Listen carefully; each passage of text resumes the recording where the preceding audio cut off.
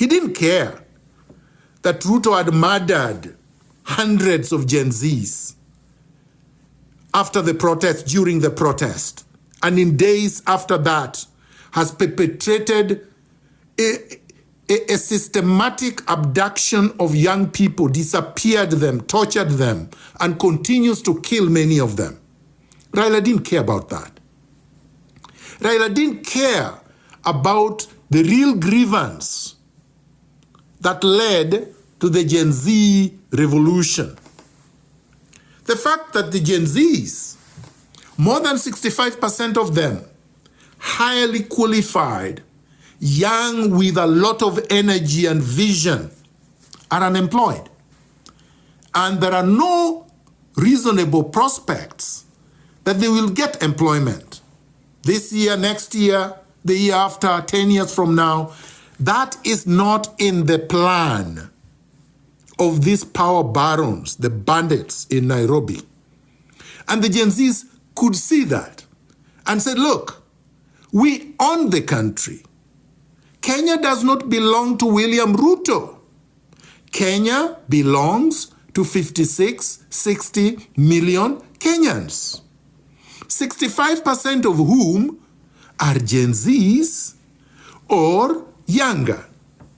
These are the owners of the country.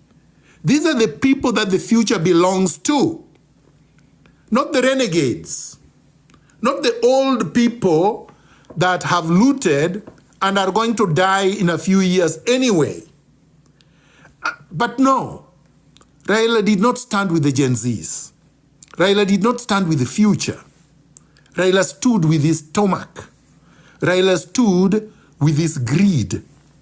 Raila stood with his conmanship and arrogance and said he was going to join Ruto in cracking down on the critics of the government.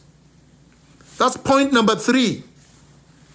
Having betrayed the Gen Zs in the face of a vicious, most humane and cruel, barbaric crackdown, having betrayed the Gen Zs who had shed blood while campaigning for their rights, having betrayed the Gen Zs that were just about to lead and overhaul a complete transformation of the Kenyan rotten political system, having betrayed the Gen Zs that were leading the revolution, Raila Odinga could not be elected in Addis Ababa, because that would be a bad betrayal for the entire Gen Zs in the African continent, which is probably 70%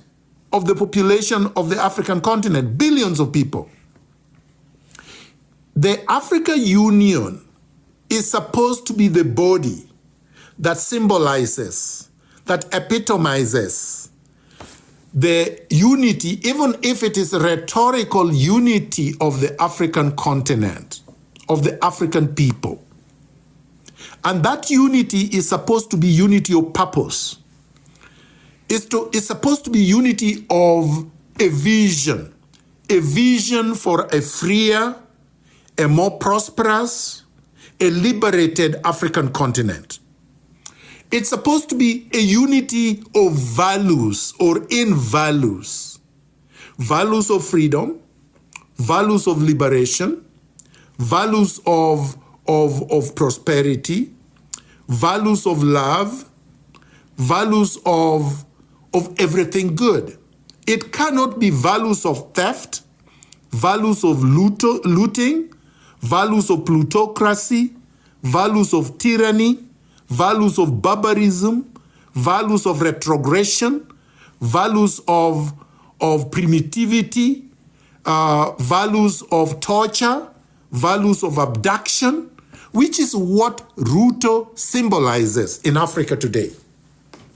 Ruto is an existential threat to all the positive values that Pan-Africanists stand for.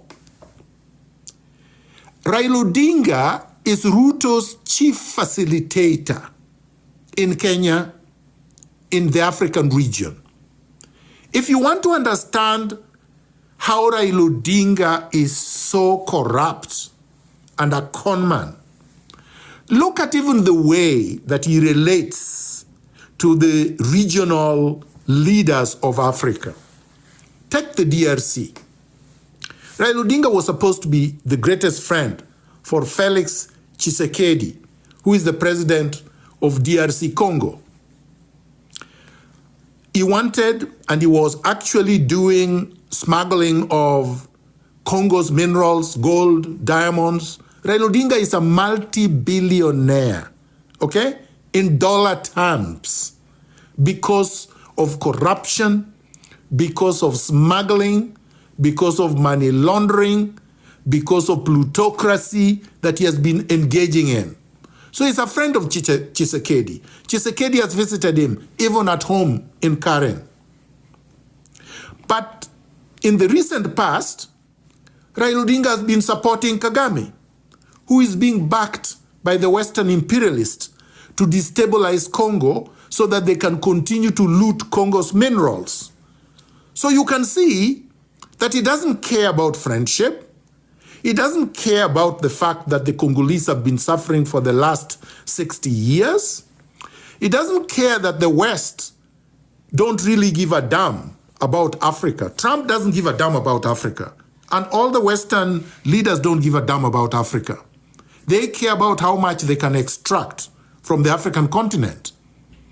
In fact, if you listen to Trump recently, he said he wants South African white, the Boers, the people who perpetrated apartheid for 100 years, the people who have looted 90% of the land in South Africa and the minerals, and who have never worked, who have treated black people like dogs, even worse than dogs. In fact, black people in South Africa are worse than domestic dogs in South Africa.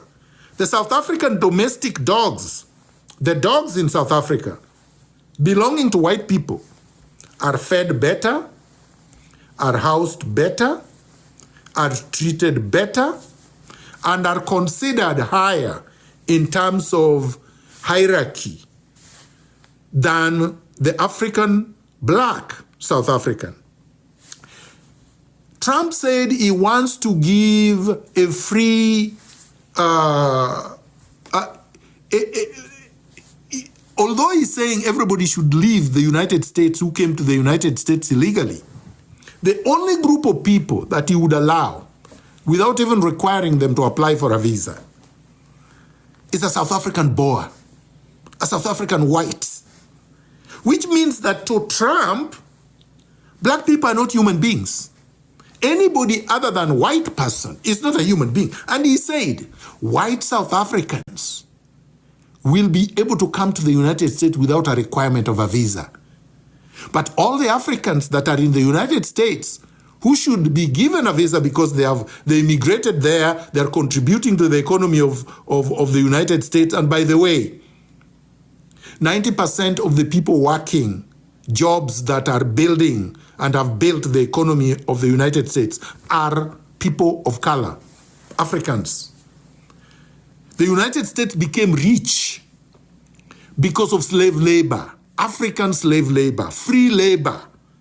Slavery built South Africa, built the United States. The skyscrapers you see in New York, Los Angeles, okay, that you see in Chicago and some major US cities, these were constructed by Africans without payment. They did it without remuneration. They did it while living in conditions worse than conditions of a pig. Trump's father and grandfather, great-grandfather, came to the United States illegally. They came out of European prisons and were given two options. You either stay in Europe in jail or you go to the Americas. And that's the only freedom you can get. They opted to sail to the Americas. This land, North America, does not belong to white people.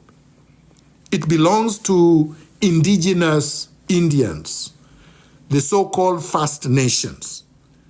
So don't buy this BS of Musk and Trump that somehow they own North America. They don't.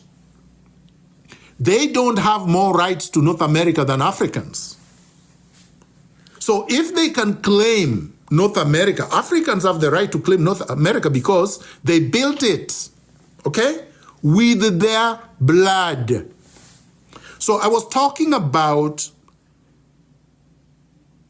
South Africa and Kenya's position vis-a-vis South African liberation and freedom.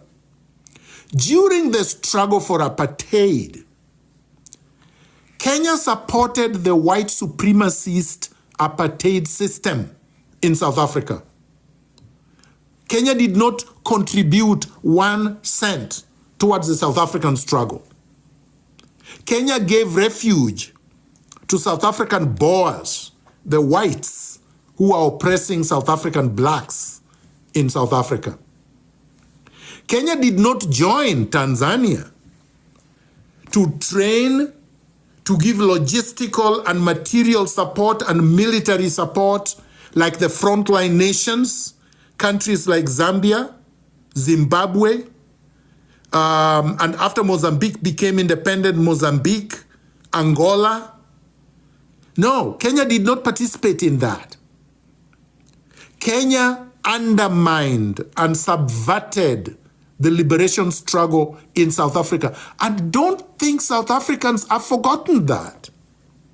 South African blacks have not forgotten that. And please don't give me this nonsense about look how they are treating us.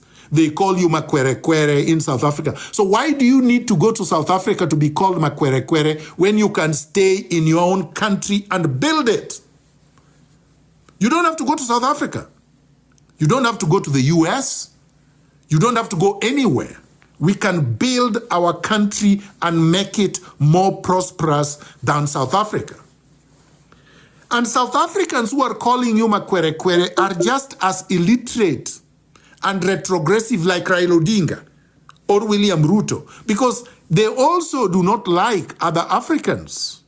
They prefer white people and Indians.